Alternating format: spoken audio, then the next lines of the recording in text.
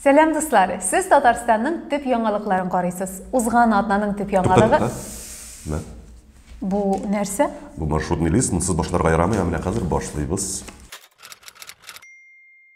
Сишәмбедә кичке сәгать 9-ларда Песков Россия президентының коронавируска каршы вакцина узу турында белдерде. Әмма кызганычка, Путин өчен кулланылган вакцинаның исеме дә, ясатуының фотолары да юк.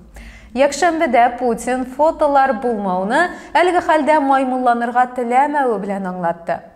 Вакцина ясатуыгыз төшерелгән фотоларны Instagram'нан алып атыгыз. Маймыллар түгелсездер бит. Узган атнада Татарстан мусульманнары Рамазан айы белән бәйле мәгълүматны төгәлләштерде. 13 апрельдә уразага керәбез. Беренче таравих намазы мәчетләрдә бер көн алдан укылачак. Казан өчен аның вакыты 20:41-дә. Республика ифтары 7 майда Казан Экспо мәйданчыгында узачак. Казандагы матур традиция һаман саклана. Халыкара чаралар өчен объектлар төзеп, аларны ифтарлар өчен куллану. Казанның Ичке эшләр идарәсе экс-башлыгы Валерий Красильников шәхси детектив булган. Красильниковка уңышларына исәп алып барга һәм еллар узгач чагыштырырга тәкъдим итәбез. Полицейский булып эшләгәндәме, әллә шәхси практикадамы күбрәк булган микән алар? Җырчы Фирдус Тимаев сөйләвенчә, Башкортстанның Кыргыз Мияке авылында аның концертлары ялган сәбәпләр аркасында булдырылмый калган. Популяр башкаручы бу хәлне Куштау тауын яклап ясаган чыгышы белән бәйли. Ышандырырга тырышмыйбыз. Шулай да, бәлки концертны теге мехлы чүпрәк җаны үзгәндер. Тукта әле, аның чын сәбәбе нинди булды икән соң? Чөнки Башкортстан подвалларында хуята. Юк, моны мин әйтмәдем, моны Башкортстан түрәләре әйтте. Кичә Формула 1 пилоты Льюис Хэмилтон 2021 ел сезонының беренче узышында җиңде. Әмма аның Татарстанда танылуының сәбәбе бу түгел иде.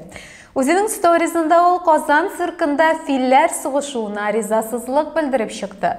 Соңрак дрессировщик Эдгар Запашный Хэмилтонга башкалар эшенә кысылмаска кисәтте.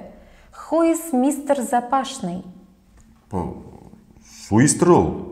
Хуис түгелдер, монда да башкортлардыр. Суис, хуис, Запашный. Акбарс келесі раундқа бірінші болып шығушы команда болды. Кубоктың ширек финалында узган яшел дерби тулысынча Казан командасы җиңү белән төгәлләнде. Салават Юлаев сериядә бер уенда да җиңә алмады. Казанлылар кичә чираттагы көндәшен белде. Омскның авангарды булачак ул. Зөһрә Уразбахтина элекке командага каршы. Казанның Вишневка белән Привольный бистәләре балалары мәктәп төзүне сорап тезләнде. Социаль шелтәрләрдәге видеоролик бөтен Россияны иңләп чыкты бугай. Соңрак ачыкланганча, мәктәпне инде күптән төзергә вәгъдә иткәннәр, әмма ул һаман юк. Нәтиҗәдә бу мәсьәлә тиз хәл ителде. Проектлар күрсәтелде, мәктәп төзеләчәк, ата-аналарны ролик аркасында прокуратура тикшерәчәк. Балалар үскәч, аларга якын тирәдә генә институт кирәк булмас дип ышанабыз. 25 мартта Мәдәният хезмәткәрләре көнендә президент премиясе лауреатлары һәм Россия Федерациясе президенты белән очрашу узды. Анда композитор Эльмир Низамов та бар иде. Ул сәнгатькә керткән өлеше өчен бүләкләнде. Молодец, Эльмир. Менә аның белән чыннан да горурланып була. Синең белән дә. Суэцкий каналында төпкә утырган Ever Given дигән контейнер ташучы башка суднолар йөрешенә комачаулап $200 миллиард бәяле йөкне тоткарлап тора. Атна буе бар дөнья каналдагы хәлне, карапның бар нәрсәгә каршы төшеп каналга аркылы басуын Мисыр территориясеннән күзәтеп тора. Диверсия дөнья икътисадына зур зыян салды. Берничә мең тонна Кытай машиналары һәм Һиндстан җиләк-җимешләрен бозды. Күрәсең, кемдер капитанга аның корабле йөзә белүен әйткән тегесе уңны-солны тирәнлекне карамый җилдергән. Нәрсә булды? Офис килә җит. Җиләк-җимеш. Һиндстанлык. Узган атнаның төп яңалыклары шушылар иде. Сау булыгыз. Тукта. Яңгыр. Тукта. Яумәле. Тукта. Яңгыр.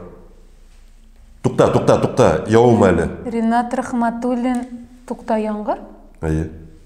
Сау булыгыз.